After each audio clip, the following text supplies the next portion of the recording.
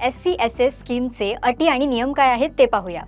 SCSS योजना जरी अकाली बंद करता येत असेल तरी त्याचे काही नियम आहेत. आयकर विभागानुसार ते कोणते नियम आहेत ते पाहूया.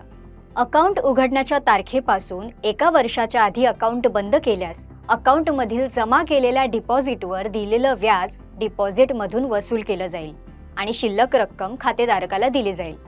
म्हणजेच व्याज मिळणार नाही. आपण असं समजू शकतो की हे एक ऑपरेशनल फी आहे. 1 वर्षानंतर तुम्ही कधीही अमाउंट काढली तरी तुम्हाला 1% रक्कम फाईन म्हणून भरावी लागते.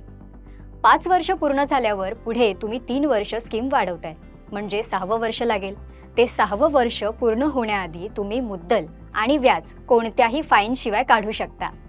मुदतीच्या आधी अकाउंट बंद केल्यास दंड वजा केल्यानंतर मुदतपूर्व बंद करण्याच्या तारखेच्या आधीच्या तारखेपर्यंत डिपॉझिटवरील व्याज दिले जाईल. अकाउंटमधून अनेक वेळा पैसे काढण्याची परवानगी दिली जाणार नाही. खातेधारकाचा मृत्यू झाल्यास मृत्यूच्या तारखेपासून खात्यावर पोस्ट ऑफिस बचत खात्याच्या दराने व्याज मिळेल.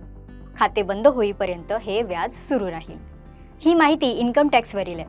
हे नियम नीट समजून घ्या. तुम्ही जर ही योजना चालू केली असेल आणि 5 वर्षाच्या आधी, मध्ये किंवा 5 वर्षांची मुदत संपून किंवा वाढवून जे काही पैसे काढायचे आहेत त्याचे हे नियम आहेत.